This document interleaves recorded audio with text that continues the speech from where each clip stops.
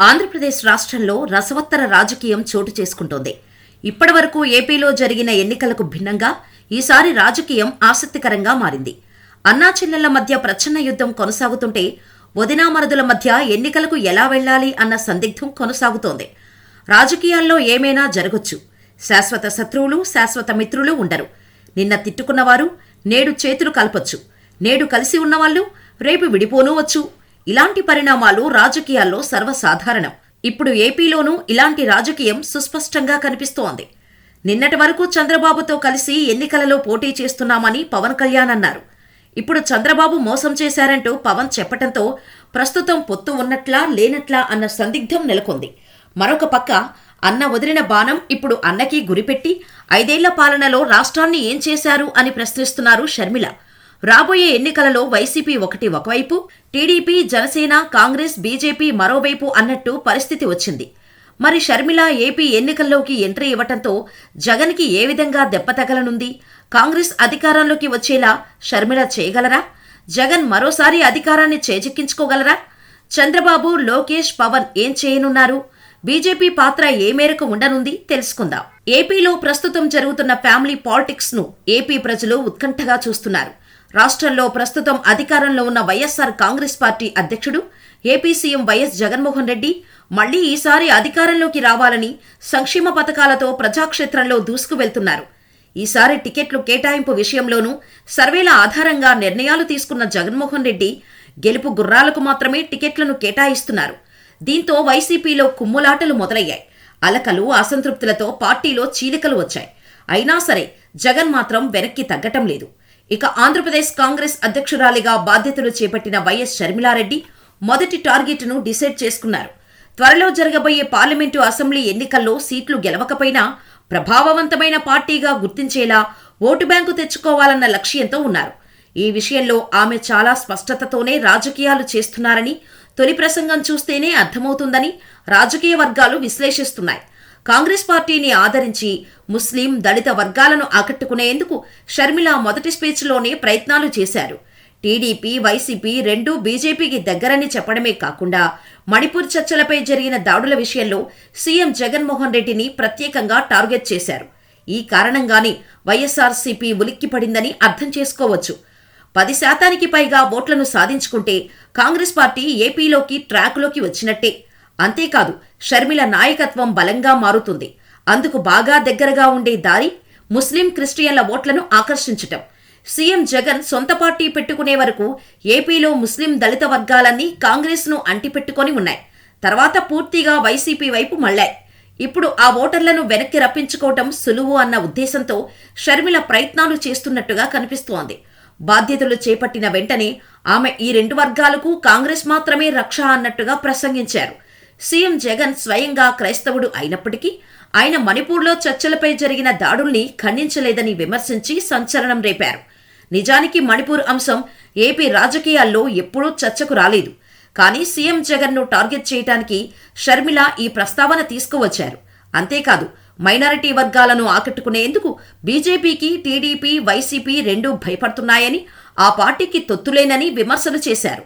బీజేపీని వ్యతిరేకించే క్రిస్టియన్, ముస్లిం వర్గాలకు మరో చాయిస్ లేదు. ఎందుకంటే అన్ని పార్టీలు బీజేపీతో సన్నిహితంగా ఉంటాయి.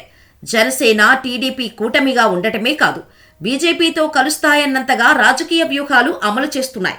ఇక వైసీపీ సంగతి చెప్పాల్సిన పనిలేదు. ప్రతి సందర్భంలోనూ బీజేపీకి మద్దతుగానే ఉంటున్నారు జగన్మోహన్ రెడ్డి. అందుకే సంప్రదాయంగా తాము ఎవరికి ఓటు వేస్తామో వారి వైపు చూస్తున్నారు దళిత, ముస్లిం వర్గాలు. అయితే వారిలో అసంతృప్తి ఉందని షర్మిల గుర్తించినట్టుగా చెబుతున్నారు. ఈ కారణంగానే అందరినీ టార్గెట్ చేయడమే కాకుండా తమ విధానాలను స్పష్టంగా చెప్పి వారిని మళ్లీ తమ వైపు ఆకర్షించేందుకు ప్రయత్నిస్తున్నట్టుగా భావిస్తున్నారు. మణిపూర్ చర్చల అంశాన్ని ప్రస్తావించడం, బీజేపీతో 2 పార్టీలు అంటకాగుతున్నాయని చెప్పటం ద్వారా షర్మిల లోతైన రాజకీయ వ్యూహాన్ని అమలు చేస్తున్నారని గట్టిగా భావిస్తున్నారు. షర్మిల రాజకీయం ఇంత సూటిగా ఉంటుందని వైఎస్సార్ కాంగ్రెస్ పార్టీ పెద్దలు మొదట ఊహించలేదు. కానీ ఆమె బాధ్యతలు స్వీకరించిన వెంటనే ఎదురుదాడి చేయడంతో ఒక్కసారిగా ఆశ్చర్యపోయారు. వెంటనే వైసీపీ నేతలు కౌంటర్లు ఇవ్వకపోతే తమ ఓటు బ్యాంకుకే ఎక్కువ నష్టం జరుగుతుందన్న అంచనాలతో రంగంలోకి దిగిపోయారు. ముఖ్య సలహాదారు సజ్జల రామకృష్ణారెడ్డి కూడా స్పందించారు. ఆమె చంద్రబాబుకు మేలు చేస్తున్నారని చెప్పే ప్రయత్నం చేశారు. అదే సమయంలో ఇతర నేతలు షర్మిలపై ఘాటుగా విరుచుకుపడ్డారు. ఓట్లు చీల్చి చంద్రబాబుకు మేలు చేసేందుకే షర్మిల రాజకీయం చేస్తున్నారని, కాంగ్రెస్ వ్యూహంలో భాగంగానే ఆమె విమర్శలు చేస్తున్నారని అంటున్నారు. 2-3% ఓట్లు చీలినా వైసీపీకి తీవ్ర నష్టం జరుగుతుందన్న అభిప్రాయం ఉంది. ఎందుకంటే షర్మిల టార్గెట్ చేస్తున్న ఓటు బ్యాంకు పూర్తిగా వైసీపీదే. వైఎస్ రాజశేఖర రెడ్డి అభిమానులు ఎవరైనా షర్మిల వైపు మొగ్గినా ఆ ఓట్లు కూడా వైసీపీవే. అందుకే షర్మిలను వైసీపీ తేలికగా తీసుకునే అవకాశం లేదు. వైఎస్ షర్మిల అన్న పాలనను టార్గెట్ చేస్తూ ఏపీలో ప్రధానంగా మరుగున పడిన ప్రత్యేక హోదా అంశాన్ని తీసుకువచ్చి అధికారంలోకి వస్తే ప్రత్యేక హోదాను ఇచ్చి తీరుతామని ప్రజలకు మాటిచ్చారు. ప్రధానంగా వైసీపీనే టార్గెట్ చేస్తూ షర్మిల రాజకీయం చేస్తున్నారు. దీంతో అన్నాచెల్లెళ్ల మధ్య ప్రచ్ఛన్న యుద్ధం కొనసాగుతోంది. ఇరువురి మధ్య మాటల తూటాలు పేలుతున్నాయి. ఇదిలా ఉంటే ఈసారి ఎలాగైనా అధికారంలోకి రావాలంటే కలిసొచ్చే పార్టీలను కలుపుకొని ముందుకు వెళ్లాలని భావించిన టీడీపీ అధినేత చంద్రబాబు ఇప్పటికే జనసేనతో పొత్తు పెట్టుకుని ఎన్నికలకు సిద్ధమయ్యారు. ఇక బీజేపీ తమతో పాటు కలిసి వస్తుందేమోనని చంద్రబాబు ఆసక్తిగా ఎదురుచూస్తున్నారు. బీజేపీ కూడా తమతో పాటు కలిస్తే వైసీపీ పరాజయం ఖాయమని చంద్రబాబు భావిస్తున్నారు. ఈ మేరకు ప్రయత్నాలు కూడా చేస్తున్నారు. ఇక బీజేపీ రాష్ట్ర అధ్యక్షురాలిగా ఎన్టీఆర్ కుమార్తె చంద్రబాబు వదిలిన పురంధేశ్వరి వచ్చి ఎన్నికలలో పొత్తులతోనే వెళ్లాలన్న ఆలోచనలో ఉన్నారు. టీడీపీతో కలిసి పొత్తులతో వెళితే బాగుంటుందన్న భావన పురంధేశ్వరికి ఉన్నప్పటికీ అధిష్టానం నుంచి ఎటువంటి సంకేతం ఇప్పటివరకు రాకపోవడంతో సందిగ్ధంలో ఉన్నారు. అయితే టీడీపీ జనసేన పొత్తులో భారీ కుదుపు ఏర్పడింది. ఎన్నడూ లేని విధంగా చంద్రబాబు పైన జనసేనాని పవన్ కళ్యాణ్ సంచలన వ్యాఖ్యలు చేశారు. చంద్రబాబు పొత్తు ధర్మం పాటించలేదని ఫైర్ అయ్యారు. టీడీపీ ఏకపక్షంగా అభ్యర్థులను ప్రకటించడాన్ని తప్పుపట్టారు. టీడీపీకి కౌంటర్గా తన పార్టీ అభ్యర్థులను ప్రకటించారు. గెలవటం కోసం పొత్తు కోరుకున్నానని చెప్పుకొచ్చారు.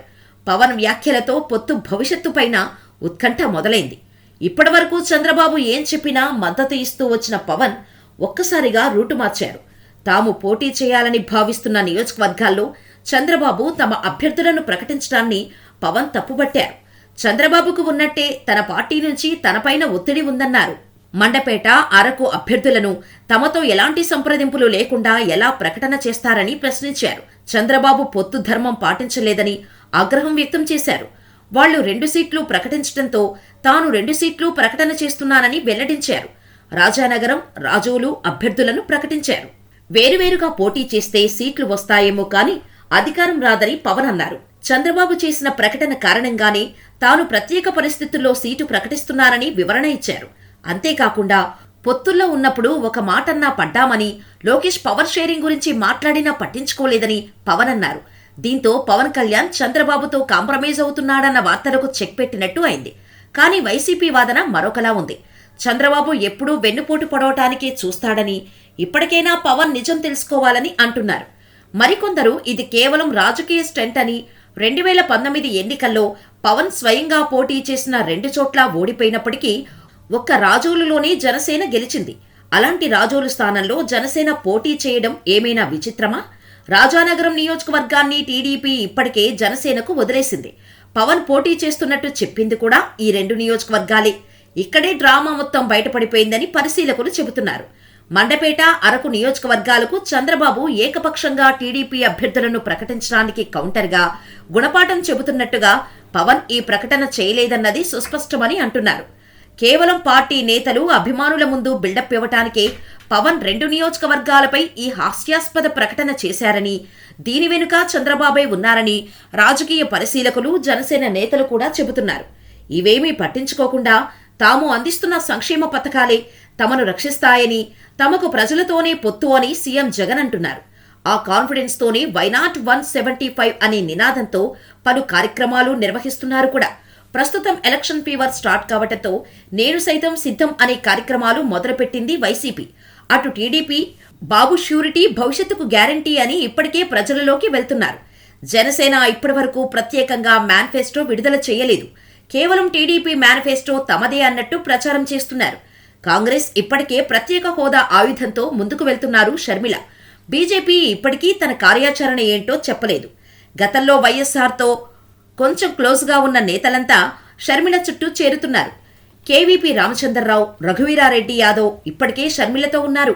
వీళ్ళిద్దరే కాకుండా మాజీ ఎంపీ ఉండవల్లి అరుణ్ కుమార్తో షర్మిల భర్త బ్రదర్ అనిల్ భేటీ కూడా అయ్యారు. సీనియర్లలో మాజీ ఎంపీ హర్షకుమార్ లాంటి కొందరు షర్మిలను తీవ్రంగా వ్యతిరేకిస్తున్నారు. అయితే జేడీ శీలం, పళ్లంరాజు లాంటి చాలా మంది షర్మిలకు మద్దతుగా నిలబడ్డారు. పార్టీలో జరుగుతున్న పరిణామాలను చూస్తుంటే వైఎస్కు ఒకప్పుడు బాగా సన్నిహితంగా ఉండేవాళ్లలో చాలా మంది షర్మిల చుట్టూ చేరుతున్నట్టు అర్థమవుతోంది. కేవీపీ, రఘువీర, పళ్లంరాజు, శీలం, హర్షకుమార్, తులసిరెడ్డి లాంటి వాళ్లు పార్టీలో ఉన్నారని చెప్పుకోవటమే కానీ యాక్టివ్గా లేరని అందరికీ తెలిసిందే. ఎందుకంటే పార్టీ ఉనికినే జనాలు అస్సలు పట్టించుకోవటం లేదు.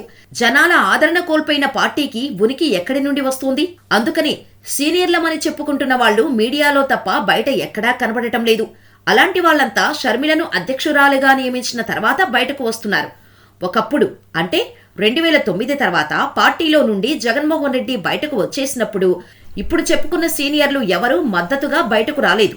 ఇదే సమయంలో జగన్ కూడా ఎవరినీ కలిసి మద్దతు అడగలేదు. వైఎస్కు సన్నిహితులైన వాళ్లంతా జగన్కు కూడా సన్నిహితులవ్వాలని రూలేమీ లేదు.